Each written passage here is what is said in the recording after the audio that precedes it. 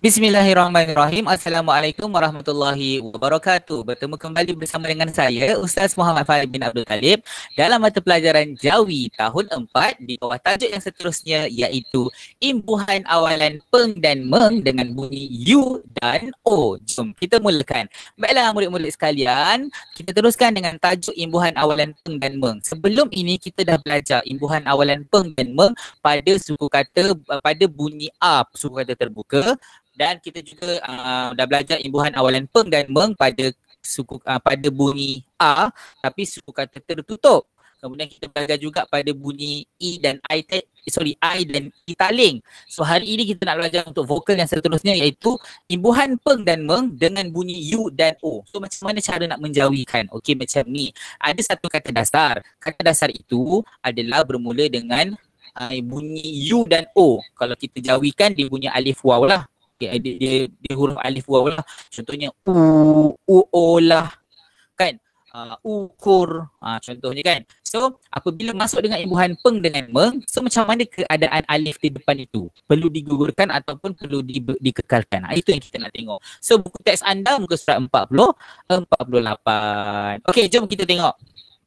Okey, so yang pertama, imbuhan awalan peng dan meng dengan bunyi U dan O pada macam mana cara nak jawikan? Okey, macam ni tengok baca betul-betul. Huruf alif pada kata dasar yang bermula dengan bunyi U atau O hendaklah digugurkan apabila menerima imbuhan peng dan meng. So keputusannya adalah kena gugurkan. So result dia kena gugurkan. Nak gugurkan apa? Gugurkan alif pada kata dasar yang berbunyi U dan O kalau masuk dengan imbuhan peng dan meng. Contoh, kata dasarnya ukur. So kalau kita jawikan ukur, alif waw, kaf waw, ra. Betul tak? So ada alif kat depan. Bila masuk imbuhan peng ke depan, alif ni kita gugurkan and then masuk dengan peng. So macam ni lah ejaan pengukur tu. Nampak? Itu maksud dia. So U ni tetap ada. Cumanya asal U tu alif waw. Jadi alif tu kita buang, kita gugurkan.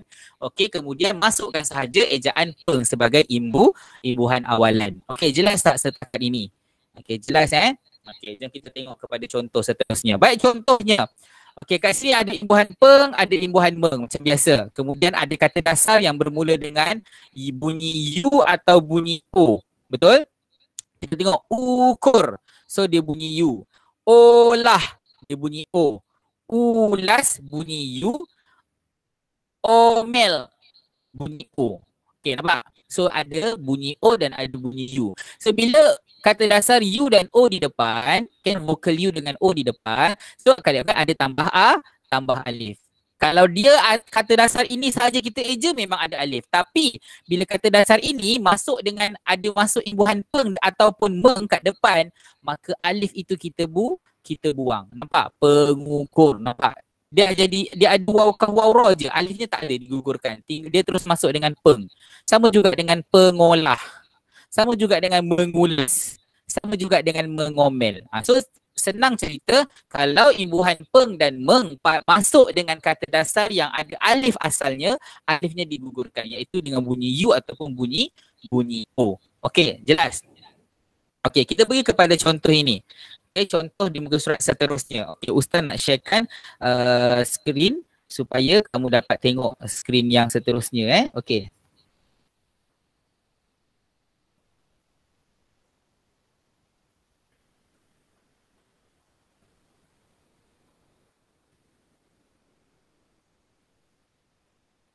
Okey, masing-masing boleh tengok skrin masing-masing. Okey, Ustaz dah masukkan satu sama juga slide yang sama, cuma Ustaz guna Zodo supaya Ustaz boleh menconteng di sini. Okey, baik Kita tengok dekat sini sama je slide-nya. Okey, Ustaz nak tunjukkan. Okey, kita pergi kepada slide yang ni. Okey. So, yang ini dia kata ejaan dia pengurus dengan pengurus. Okey, Muhammad Naufal bekerja sebagai pengurus restoran terkemuka di negeri Kedah. Baik, Ustaz nak tunjukkan caranya tunjukkan caranya. Okey, kalau kita tengok ejaan pengukur mana tadi ejaan pengurus ni, kalau kita tengok ejaan pengurus ini, okey, ejaan dia Okay, ejaan dia ada peng, kemudian urus. Betul tak? Pengurus. Kalau kita eja dalam Rumi. So bila kita tengok urus kata dasarnya adalah urus. Bila kita eja urus, ejaan dia macam ni. Alif, waw, ra, waw, sin. Nampak? So, kita dah nampak kan? Dia akan eja macam tu.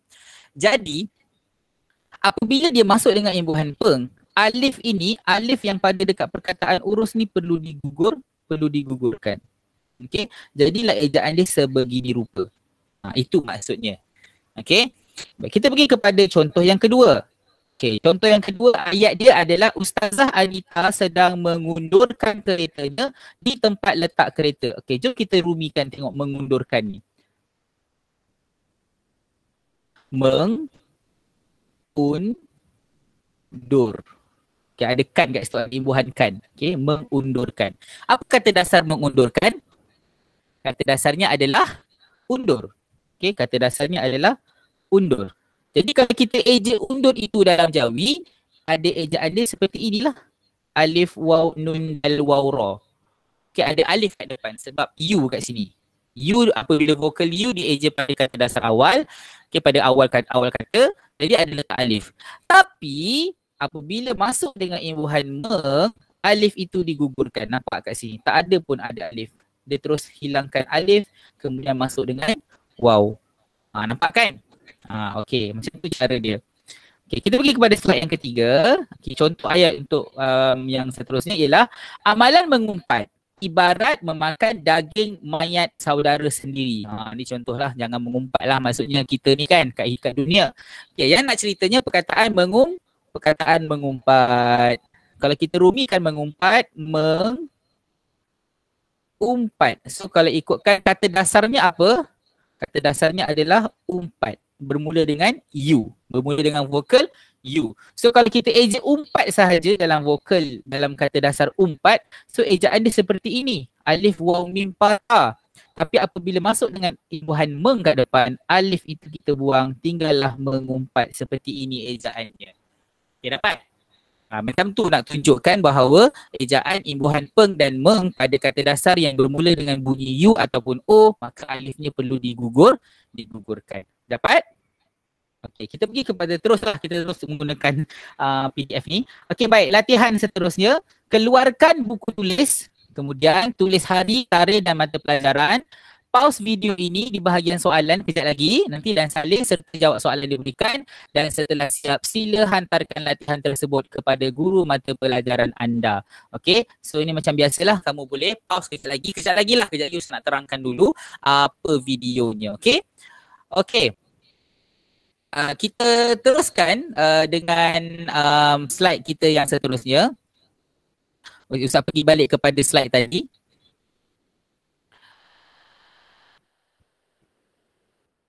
Okay, ini tadi.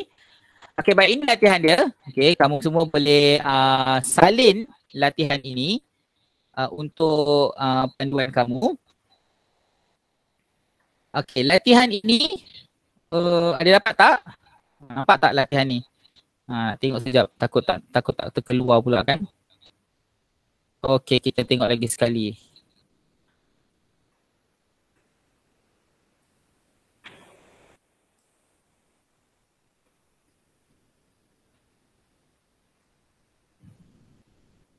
Okey. Tengok sekejap. Ada tak skrinnya? Okey, ada. Maaf ada sedikit masalah teknikal. Okey, baik, tak ada teknikal pun. Okey, so kita pergi kepada slide ini. Okey, jadi inilah latihannya. Anda boleh pause sekejap video ini, okey, untuk salin balik perkataan-perkataan ini dan jawikan mengikut kaedah itu tadi. Kaedah tadilah. Okey, kalau kita tengok, Ustaz bagi satu contoh. Ustaz bagi yang susah sikitlah contoh kat sini, mengoperasikan. Okey, apa kata dasar mengoperasikan? Iaitu operasi. So kalau kita jawikan operasi, alif, waw sebab O. Okey, lepas tu ra alif, si. Kan, operasi. So apabila ada imbuhan meng kat depan, alif ini kita gugurkan. So kita tulis meng. operasi tambahkan kat belakang. Macam itulah. Mudah sahaja. Tengok balik macam mana caranya tadi. Ingat alifnya perlu digugurkan. Senang cerita, mula-mula cari dulu kata dasarnya, kemudian jauhikan dulu kata dasar ni, uji. Kemudian bila nak masuk imbuhan peng, buang alif. Baru awak akan dapat jawapan yang tepat. Okey, ini soalan yang pertama di muka surat 50. Kemudian di muka surat 51 ada satu lagi soalan. Okey, jauhikan perkataan bergaris sahaja. Okey, Jabatan Pengangkutan Jalan telah mengadakan operasi membanteras pemandu tanpa lesen. Nombor 2, Encik Ramzi merupakan pengusaha berjaya yang telah mengukir nama di peringkat antarabangsa. So ada 4 perkataan yang perlu dijauhikan. Itu sahaja perkataan yang bergaris. Okey? Boleh? Jangan lupa pause dan siapkan latihan ini dan hantarkan pada guru untuk pelajaran anda. Okey? Itu sahaja kelas kita pada hari ini. Terima kasih kerana meluangkan masa, dan kepada sesiapa jangan lupa untuk subscribe dan like channel YouTube ini, dan Ustaz nak minta kerjasama kepada semua yang tengok video ini sampai habis. Nanti tinggalkan nama, kelas dan dari sekolah mana di ruangan komen untuk Ustaz kenal pasti mana datangnya anak-anak murid Ustaz di alamat yang ini. Okay, sehingga kita berjumpa lagi. Assalamualaikum warahmatullahi wabarakatuh.